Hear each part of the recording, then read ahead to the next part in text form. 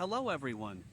It's great to see you again in today's video. Since the day Diep left that house, life there has never been the same. Before, despite the hardships, the house was always clean, meals were prepared carefully, and clothes were neatly hung. Now, everything suddenly became messy and strangely empty. Diep's husband, the man who was once the pillar of the family, had now sunk deeper into alcohol. He drank every day, drank until he forgot the world, drank until he couldn't even remember his way home. Household chores all fell onto the frail shoulders of Diep's mother-in-law. She was old, her legs were weak, but she still had to carry the burden of the entire family. Cooking, cleaning, taking care of the house, everything was left to her. As for the second wife, the one who once rejoiced when Diep left, her true nature was now fully revealed. She did not lift a finger to do anything, preferring to lounge around, eat to her heart's content, and then complain. She was neither a wife who knew how to take care of the household nor a daughter-in-law who respected her elders. Diep's mother-in-law once thought that maybe she was just too old to understand the younger generation, but as time passed, she began to realize one hand alone cannot clap. In the beginning, she tried to turn a blind eye, believing that as long as she worked hard, everything would eventually be fine. But then there were days when her hands trembled from exhaustion, her back ached after a long day, yet that second wife still sat there idly, watching her with indifferent eyes. She suddenly thought of Diep. When Diep was still there, she never once complained, despite all the hardships.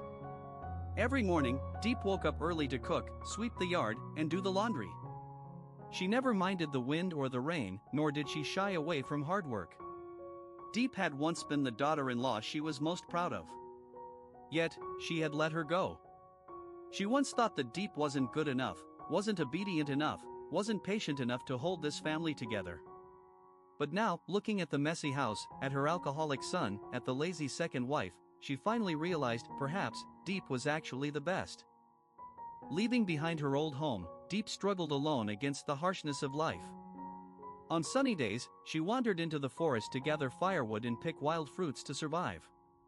At night, she curled up under the trees, the cold wind piercing through her thin layers of clothing, making her body tremble with chill. One day, as she sat by the stream washing her face, Diep saw her reflection in the water. A gaunt face, sunken eyes with dark circles from sleepless nights. She sighed softly and whispered to herself, "I can't live like this forever." She thought about having a home, even if it was just a small hut, at least it would shield her from the sun and rain. Determined, Diep started gathering bamboo and cutting banana leaves to build herself a shelter. During the day, she ventured deep into the forest to find materials, her hands scratched and bruised by thorns, yet she didn't stop. She reminded herself, as long as I have a place to stay, things will get better. Day by day, the little hut gradually took shape. She built a sturdy bamboo frame, tied the joints tightly, and carefully wove banana leaves into the roof. As the sun set, she stood in silence, gazing at her creation, a simple shelter, yet filled with hope. That day, when the entire family was away, the second wife sneaked into the room, her cunning eyes scanning every corner. She carefully opened the old metal cabinet, rummaging through the papers until her fingers landed on the land title deed. A sly smile flashed across her face as she quickly tucked it into her coat and slipped away. At the pawnshop, she placed the deed on the counter, speaking urgently. "How much can I get for this?" The shop owner glanced at the document, nodded, and handed over some cash. She grabbed the stack of money, stuffed it into her pocket, and walked away with satisfaction, oblivious to the storm she had just unleashed. A few days later, the roar of motorbikes echoed at the front gate as a group of tattooed men barged in, their expressions menacing. The leader threw a piece of paper onto the table and growled. "The deadline to redeem the land title has passed. Pay up now, or don't blame us for what happens next." Diep's mother-in-law turned pale, rushing to check the cabinet. As she frantically searched, her face twisted in horror. "It's gone!" Fury surged through her veins. She stormed back into the room, eyes burning with rage. It must be Diep. She stole the deed and ran away. Her son's face darkened. She always acted innocent, but who knew she was capable of something this terrible? The gang leader crossed his arms, smirking coldly. "We don't care who took it. This family owes money, and if you don't pay up, there will be consequences." No one remembered that Diep had already been thrown out of the house. Even if she cried out for justice somewhere, in their eyes, she was already a traitor. Diep's mother-in-law clenched her fists, her voice seething with hatred. If she dares to show her face here again, I won't let her off so easily. After discovering that the land title had gone missing, Diep's in-laws relentlessly accused her. They insisted that she had taken it and pawned it. Without any evidence, they stormed to the police station to file a report, demanding that she be punished. As dusk fell, a group consisting of Diep's mother-in-law, her ex-husband, and several village men aggressively made their way to the small shack where she was staying at the edge of the forest. "Get out here now. Give me back the land title," her mother-in-law screamed, her eyes blazing with fury. Diep stepped out, frightened, her face gaunt and exhausted. "I didn't take it. I swear, I'm innocent," she choked up. But no one listened. They barged in, kicking over her makeshift shelter, throwing her clothes and belongings onto the ground. One of the men snatched her small fabric bag and rummaged through it, but found nothing valuable. "Filthy thief! Get out of here, and never let me see your face again," someone roared. Just then, a luxurious car happened to pass by. Inside, CEO James witnessed the entire scene. Frowning, he stopped the car, stepped out, and approached the commotion. "What's going on here?" he asked firmly. The villagers turned to look at him, this well-dressed stranger who clearly didn't belong there. "It's none of your business," one man snapped. But James didn't leave. His gaze fell on Diep, the fragile woman trembling as she picked up her scattered belongings, her eyes filled with helplessness. "Is she being falsely accused?" he asked, his voice calm yet commanding. Diep looked up, her eyes red and swollen. "I didn't take the land title. I really didn't." James saw the sincerity in her eyes. He could tell she was telling the truth. Gently, he said, "I believe you. I will help you uncover the truth." Just then, the police arrived. "We received a complaint. Ms. Diep, you are required to come with us to the commune office for questioning." Diep stood frozen in shock.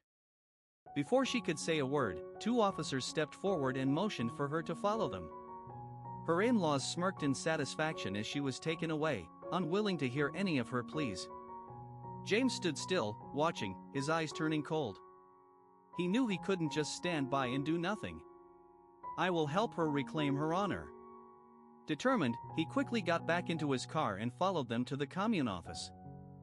Since the day his second wife got money after pawning the land title, she had almost disappeared, completely neglecting the house. The meals were cold, and the home felt empty. Pau's parents grew increasingly anxious, not only worried about their daughter-in-law but also about the grandchild she was carrying. "You have to find her and bring her back," Pau's mother snapped. "What if something happens?" But Pau didn't seem to care. He tried searching for his wife, but she remained missing without a trace, leaving no messages, no signs. The hope of finding her faded with each passing day, replaced by frustration and disappointment. His parents kept urging him, desperate for news of their unborn grandchild, but Pau could do nothing but give up. Not knowing where to vent his frustration, he drowned himself in alcohol. The intoxication helped him momentarily forget reality. In endless drinking sessions, he would sing praises of his second wife. "My new wife is beautiful and smart, unlike Diep, who does nothing but cry." The villagers shook their heads in disapproval. One of them couldn't help but speak up. "But is she really sincere with you? At least Diep has been through thick and thin with you." Before the words could even settle, Pau slammed his glass on the table, his bloodshot eyes glaring fiercely. Fury boiled inside him, and he lunged forward, grabbing the man by the collar, ready to strike. "I forbid anyone from mentioning her." Shouting, scuffling, and the sound of breaking furniture filled the tavern, throwing the place into chaos. The once steady and responsible Pau had now succumbed to relentless drinking, meaningless fights, and endless arguments. Every time he sobered up, he found himself sinking deeper into the abyss but unable to escape. His parents watched their son spiral into self-destruction, sighing in helplessness, waiting for the day he would wake up from this nightmare. CEO James couldn't stop thinking about Diep's story. Her life, full of ups and downs, made him feel both sympathy and curiosity. She had endured too much loss and injustice. If he could help her reclaim what was rightfully hers, he was determined to see it through to the end. He reached out to his friends in the legal and real estate industries, people who could help him investigate the second wife of Diep's ex-husband. Some sources suggested that this woman was far from ordinary. She had complex connections and had allegedly been involved in shady dealings. However, there was no concrete evidence yet. As for the land title, everything seemed to be deliberately concealed. Documents related to it had either been blurred or mysteriously disappeared. James sensed something was wrong. Someone had gone to great lengths to cover up the truth. But that only made him more determined. Not stopping at gathering information, James took direct action. He visited notary offices, investigated property transfer records, and even hired professional investigators to track down any traces of the land title. Meanwhile, Diep had no idea how far James had gone to help her. But he had no intention of stopping. Because deep in his heart, James felt that this was not just about property rights. It was about uncovering a truth that had been buried for far too long, one that needed to be brought to light. Diep's life became increasingly difficult. Homeless, without shelter or any valuable possessions, she had to struggle to survive each day. Her meals were reduced to cold rice or a few sweet potatoes she managed to find. With no other choice, she ventured into the forest to chop and collect firewood, hoping to sell it and earn a small amount of money to survive. Every day, before the sun even rose, she carried her worn-out machete into the forest, silently gathering every dry branch she could find. Her hands became rough, her clothes were stained with dirt, but no one paid attention to her, a woman abandoned and cast aside, with nowhere to belong. Once her bundle of firewood was full, Diep clenched her teeth and struggled to carry it to the market. But fate was cruel, every household in the village had enough firewood stored, and no one wanted to buy more. The repeated rejections made her bite her lips in silent humiliation. By the end of the day, the bundle of firewood remained on her back, weighing heavily, not just in weight but in the crushing despair settling in her heart. She wandered along the village road, her legs sore and weary, yet she dared not stop. Hunger gnawed at her stomach, but her pockets were empty. If she couldn't sell the firewood today, she had no idea how she would survive tomorrow. In the distance, a black pickup truck stopped in front of a large lumber factory. Inside was CEO James, who was preparing to finalize a deal with the factory to supply wood for an important construction project. As he stood discussing business with the factory owner, his eyes suddenly froze on a small, frail figure walking slowly along the dusty road. Diep. She looked much thinner than before, her tattered clothes barely covering her fragile body, and on her shoulder was a heavy bundle of firewood. The sight made James' heart clench slightly. Without hesitation, he stepped forward, blocking her path. "Are you selling firewood?" Diep was startled and looked up. Seeing the man who had helped her before, she felt a bit flustered. "Yes, but no one wants to buy it." James nodded, not hesitating for a moment, and said, "I'll buy all of it." "How much?" Diep froze in shock. She couldn't believe what she had just heard. After countless exhausting days, she was finally able to sell her firewood. Tears welled up in her eyes as she accepted the money from his hands. James gave a gentle smile, but deep inside, he knew this was only the beginning. As for Diep, this moment felt like a small ray of light piercing through her endless darkness. She clutched the money tightly, her eyes brimming with emotion, not just because she had finally sold her firewood, but because, for the first time in so long, she felt the warmth of genuine kindness from someone. Bài thơ đồng chí, quê hương anh nước mặn đồng chua, làng tôi nghèo đất cải nên sỏi đá. Anh với tôi đôi người xa lạ, tự phương trời chẳng hẹn quen nhau, súng bên súng đầu sát bên đầu, đêm rét chung chăn thành đôi tri kỷ. Đồng chí, ruộng nương anh gửi bạn thân cải, gian nhà không mặc kệ gió lung lay, giếng nước gốc đa nhớ người ra nính. Anh với tôi biết từng cơn ớn lạnh, sốt run người vầng trán ướt mồ hôi. Áo anh rách vai, quần tôi có vài mảnh vá, miệng cười buốt giá, chân không dày, thương nhau tay nắm lấy bàn tay. Đêm nay rừng hoang sương muối, đứng cạnh bên nhau chờ giặc tới, đầu súng trong treo. Bài thơ Đồng Chí được sáng tác vào đầu năm 1948 sau khi tác giả đã cùng đồng đội tham gia vào chiến đấu trong chiến dịch Việt Bắc Thu Đông năm 1947, đánh bại cuộc tổng tiến công quy mô lớn của giặc Pháp lên chiến khu Việt Bắc.